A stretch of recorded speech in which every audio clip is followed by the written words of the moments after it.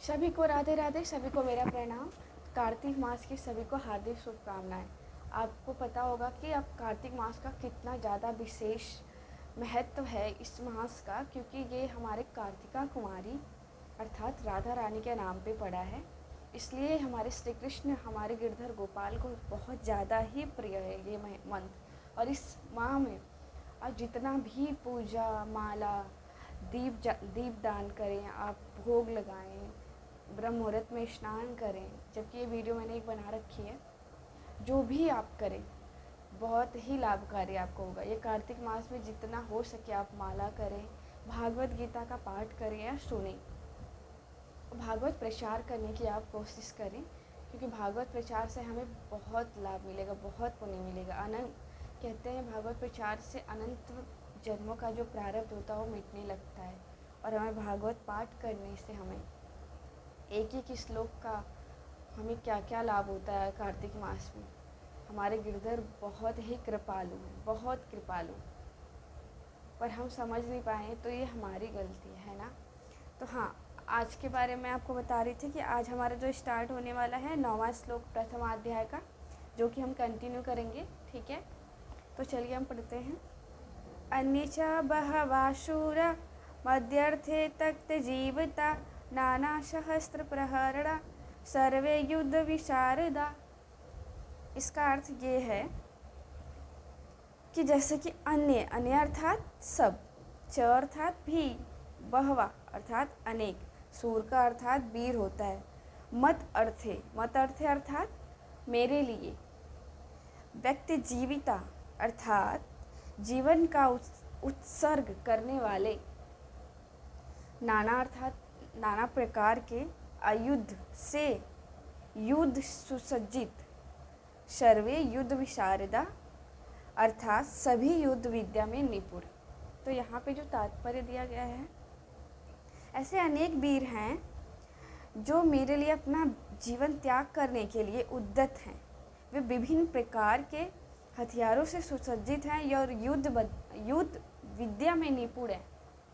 तो यहाँ पे ये बता रहे हैं कि जीवन का त्याग करने के लिए हजारों वीर ऐसे सहस्त्र जो खड़े हैं, जो विभिन्न प्रकार के हथियार और युद्ध विद्या में निपुण हैं। तात्पर्य दिया गया है यहाँ पे कि जहाँ तक अन्यों का यथा जयद्रथ, कृतवर्मा, शैल्य का संबंध है, ये सब दुर्योधन के लिए अपने प्राणों की आहुति देने के लिए तैयार रहते हैं। ये इनके सगे संबंधी है दुर्योधन के। दूसरे शब्दों में यह पूर्व निश्चित है कि वे अब पापी दुर्योधन के दल में सम्मिलित होने के कारण कुरुक्षेत्र के युद्ध में मारे जाएंगे, क्योंकि वो दुर्योधन की तरफ से हैं अर्थात अधर्म की तरफ से, तो ये भी सुनिश्चित है कि वो मारे जाएंगे। निसंदेह अपने मित्रों की संयुक्त शक्ति के कारण दुर्योधन अपनी विजय के प्रति आश्वस्त था।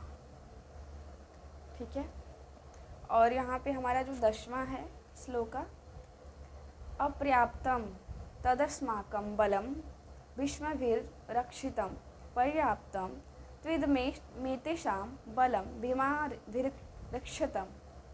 तो यहाँ पे दिया गया है अपर्याप्तम अर्थात अपरिमेय, तत् अर्थात वह, अस्माकम अर्थात हमारी, बलम अर्थात शक्ति, भीष्म अर्थात पितामह द्वारा, अभिरक्षितम अर्थात भली भांति संरक्षित, सीमित पर्याप्त का अर्थात सीमित, तु अर्थात लेकिन, इदम का अर्थ यह सब, यतो शाम पांडवों की, बलम अर्थात शक्ति, भीम अवरिक्षतम अर्थात भीम द्वारा भली भांति सुरक्षित।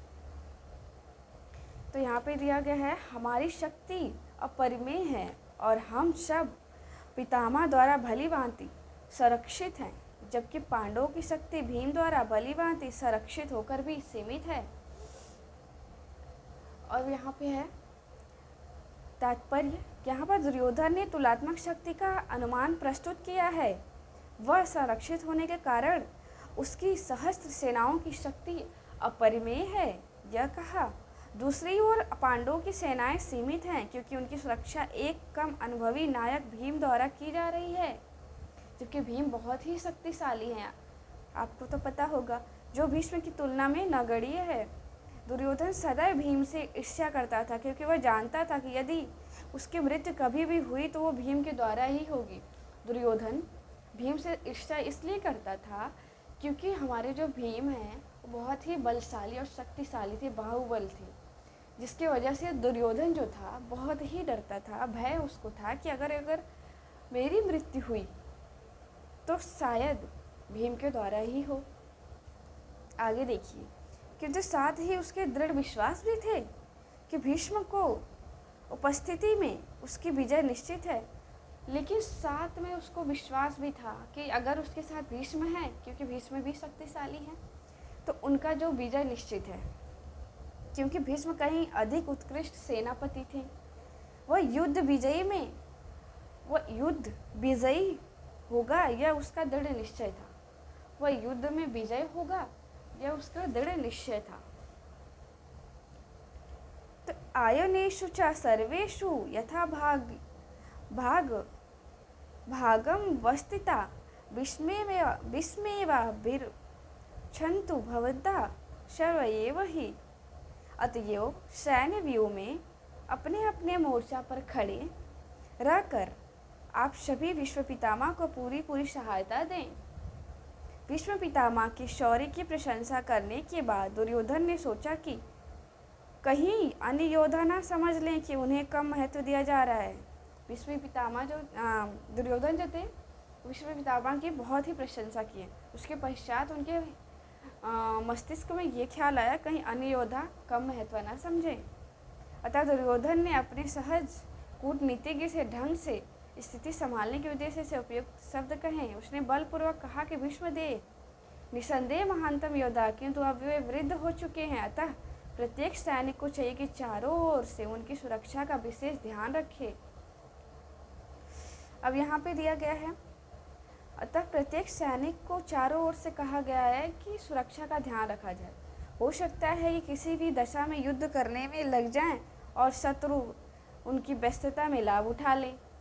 अतः यह आवश्यक है कि अन्य योद्धा मोर्चा पर अपनी अपनी स्थिति पर अडिग रहें और शत्रु को व्यूह ना तोड़ने दें। दुर्योधन को पूर्ण विश्वास था कि कुरुओं की विजय भीष्मदेव की उपस्थिति पर निर्भर है।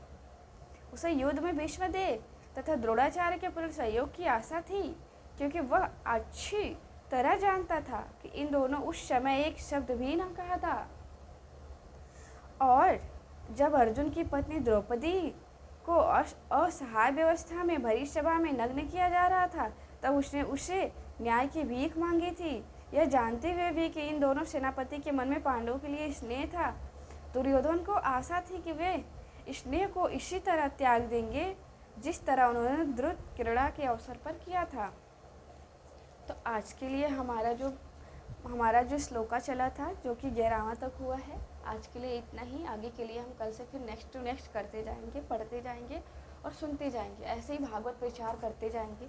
आप करें और मैं, आप सभी, आप मिलकर खूब भगवत प्रचार करें, क्योंकि कलयुग में मात्र ये ही साधन है कि हमें भगवत प्राप्ति हो। भागवत प्रचारम माला, ज़्यादा से ज़्यादा राधा नाम जाप, अर्थात माला करने से राधा नाम से हमारे अनंत जन्मों का पाप जो है मिट जाता है, क्योंकि राधा नाम में तारण शक्ति है। जिस प्रकार अग्नि में दाहिका शक्ति है, उसी प्रकार राधा नाम में तारण शक्ति है। तो हमें राधा नाम भगवत प्राप्ति करने के लिए अति आवश्यक है। चाहे आप गृहस्थ जीवन में हो या विरक्त जीवन में, राधा नाम जप करें। अपने बच्चों को बचपन से ही उनको भागवत का पाठ प्रतिदिन पढ़ाएं। हर माता पिता को ये मेरा संदेश है। और उन्हें अच्छे पद पर बिठाएं, अच्छे कर्म सिखाएं। ये आपकी जिम्मेदारी है पेरेंट्स लोग के लिए। बाकी सभी को मेरा प्रणाम, सभी को मेरा राधे राधे। मिलते हैं हम अगले नेक्स्ट श्लोका में। धन्यवाद। राधे राधे। जय श्री कृष्ण। शरणम मम।